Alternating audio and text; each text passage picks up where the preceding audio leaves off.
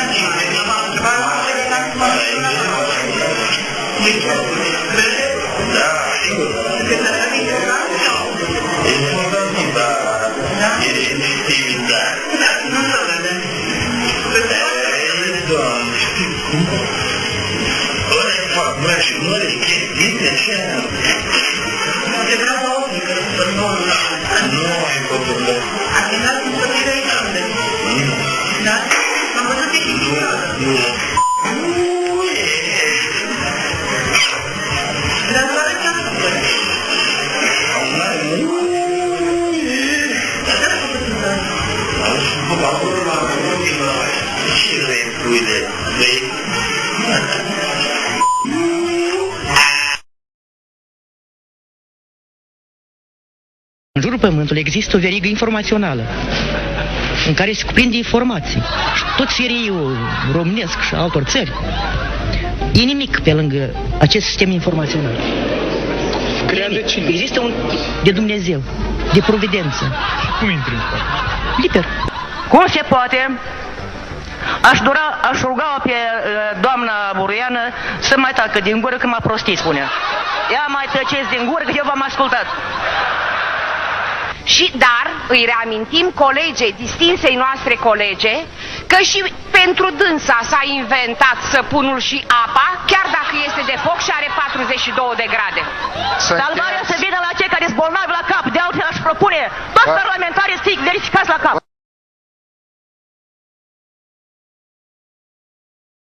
Nu se uită nimeni, se uită o țară întreagă, inclusiv cel mai adevărat post Acasă TV, unde m-am schimbat total, nu?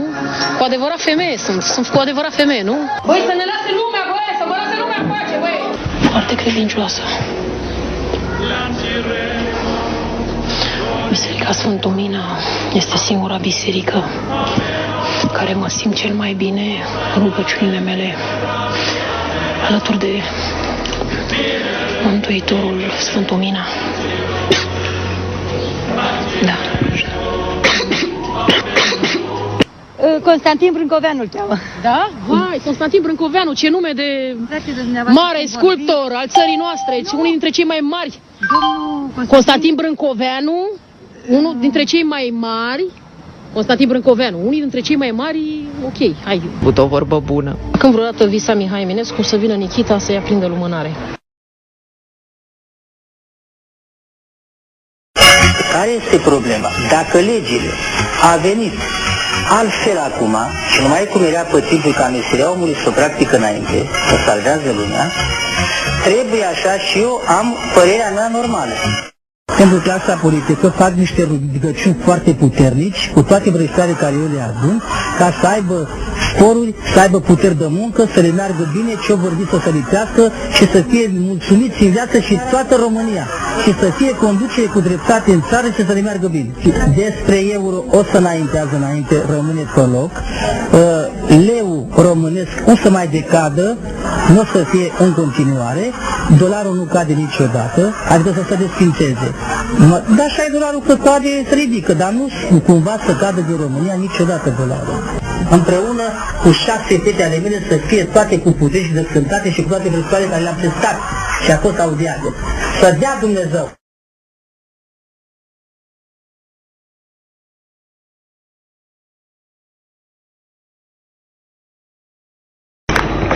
rușine să vă fie, rușine, că dintr-un om bun care sunt, reușiți să mă faceți o viară și nu vreau să fiu.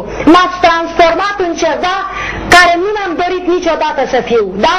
Eu nu ăsta caracterul meu, nu ăsta caracterul meu să mă înconjor de mizeriile voastre. Eu sunt învățată să trăiesc frumos, nu urât, ca voi, prin mansarde cu chiloți pe tavan și cu prezervative pe sub pat, da? Eu n-am trăit așa, eu am trăit frumos.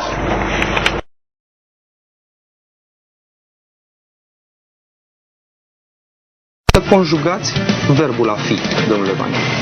Verbul a fi. Verbul a fi. Da.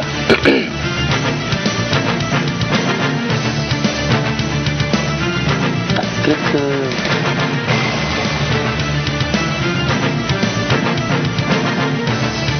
Să nu greșesc, să mă gândesc bine? Păi, mai avem, să știți. Vă ajut? Dar să știți că dacă vă ajut, vă dau bilă neagră direct. Îmi dați bilă neagră. Da? Încep eu. Da. Eu sunt. Mai departe. Tu ești, noi suntem. Mai sunt. Să nu le sări. Eu sunt. Da. Tu ești. El. El este. Noi suntem. Voi sunteți. Ei. El. Ei. Ei. Sunt. Vă dau bilă neagră. Am auzit aseară niște băieți simpatici de la anumite ministere pe la televizor și îi trimit să ducă dracul la muncă sau să citească câteva almanahe.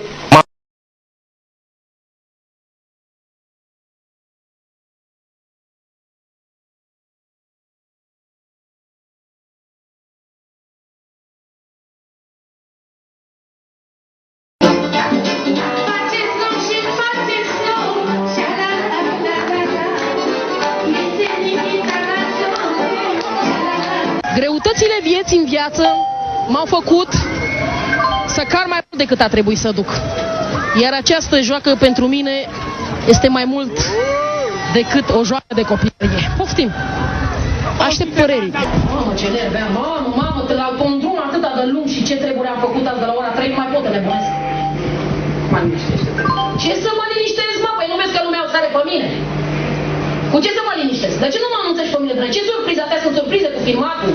Știi că o sare țandără. Ce față am în viață, nu mă tai. Știi că nu ești gata, nu ești cu asta, nu ești. Lăsați-mă, mă, voi nu știți cum să faceți să mă puneți în emisiune să râdeți de mine. Lăsați-mă, cu vrăjeala asta. Când are ultimul oară? Sunt penibile, lasă-mă. Deci, încă o chestie, știți de aici așa. Stai un pic, dar știi ce da să o suce pe un fund de asta. Mi-ai dat un ruș ca să-ți bagi joc de mine, să-mi o dai la să mă ierte ca bran.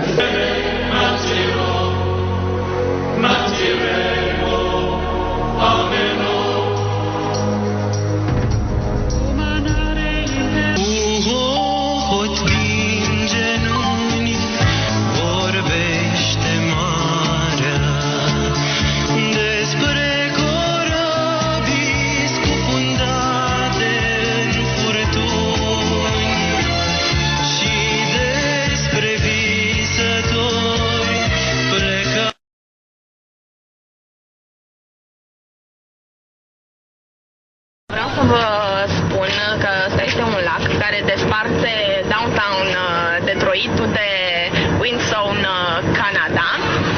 Puteți dumneavoastră să observați acolo un casino foarte drăguț, o clădire foarte imensă. Bine că ea clădirea nu este exagerat de imensă, așa cum este și gândirea ta. Eu o văd pentru că mi este foarte fric și văd foarte bine pe fric. Este minus 0 grade. Cred că îngheață și aripile păsărilor care zboară. Abia ce am venit din America și am adus cu mine cele mai bune afrodiciate. Și am adus cu mine cele mai bune afrodiciate. Cele mai bune afrodiciate.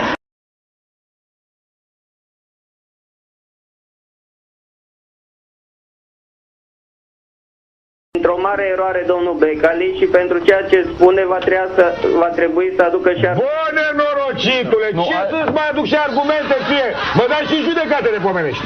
Da, bineînțeles. Bă, streanța, naibii, nenorocitule, mai mă dai și judecată după ce mi-ai distrus echipa, ha? Un moment penibil, aș spune. Haideți să păstrăm totuși, vă rog, o... Ce vorbești, mă? Vă rog foarte mult, e emisiune când mă chem la emisiune. Păi nu e, nu prea sunt așa civilizat eu, vezi? Ba da, sunteți. Vezi? Și vorbă o să vă întâlniți cu Ramon Calderon. Dom'le, dumneata, lasă, dom'le, cum nu te înțelegi pe dumneata cu cine mă întâlnesc eu? Mă întâlnesc cu Ramon Calderon dacă vreau eu. Da? Și nu-mi dai dumneata educație mică, ești prea mic ca să-mi dai tu. Nu, eu vă rog să păstrăm de ce? un nivel băi, uitați că te rogi de mine de atâta timp ca să vin la emisiune la tine și acum dai educație, da, ce faci? Pula, eu nu vreau să fii civilizat, că eu nu sunt civilizat, vreau să-mi suși pula, să vă dau la muie. Da? Pula morții voștri să-mi bag de zrențele, naibii zrenți. Puncte, sugeți pula, puncte, în morții voștri. Tine, mă, că mă șer pe pula de tine. Foarte serios, și ce serios mi-ar face să-mi sugă pula ăsta dacă îl iert eu pe ăsta, că nu să-i distrug eu pe ăsta, pe zeanța asta, uite așa. Păi eu vreau economica, să nu mai dau bani la femei, să-mi sugă pula, să sugă primul și pe să se uite. A mea și pula în familia, bun, hai, ceau.